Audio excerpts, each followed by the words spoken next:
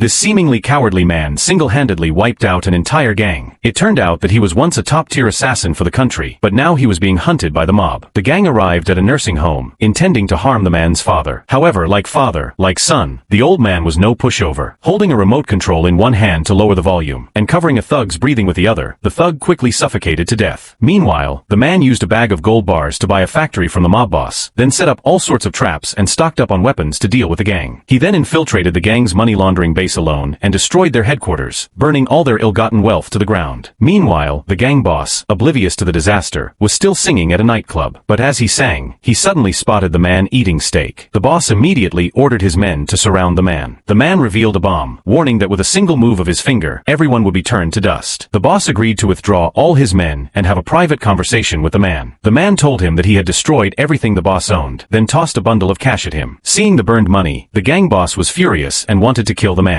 The man, however, taunted him, saying, "If you've got the guts, come after me." With that, he walked out of the mob's sight with swagger. Naturally, the boss took the bait, ordering his men to pursue the man. Dodging bullets all the way, the man led them to the factory he had prepared with traps. But just before they entered the building, the boss fired a shot that hit the man in the shoulder. He ducked behind a car, but the gang's gunfire pinned him down. In a desperate moment, a former comrade came to his rescue. The comrade's shooting was spot on, taking down a thug with every shot. Then the doors burst open, and the man's father, wielding a shotgun, emerged, looking ecstatic. Without wasting time, the father and son opened fire. Every shot hit its target. They didn't just shoot, they also treated the gang to a grenade. Meanwhile, the comrade set up a machine gun on the stairs, firing a shot and then retreating, luring the enemies into traps. The action only got crazier from there, blind headshots, and even a triple kill in one shot. It was enough to leave anyone speechless. Using the traps, the man threw the enemies off track, and it seemed like the gang was no match for them. The old man, with a shotgun in hand, was on fire, taking down one thug after another, practically invincible. Together, the three of them wiped out the entire gang. But then the gang boss appeared, firing a submachine gun like a maniac, and managed to hit the comrade in the shoulder. The man wanted to retaliate, but his gun was empty. In a final move, he pulled out a bomb from his pocket, taped it to his shield, and used the shield to block the gunfire as he charged at the boss. After the explosion, the gang boss was reduced to nothing but scraps of flesh. With that, the three of them had eradicated the entire gang. The sound of police sirens was now heard in the distance. The man told his comrades to leave, while he stayed behind to deal with the aftermath.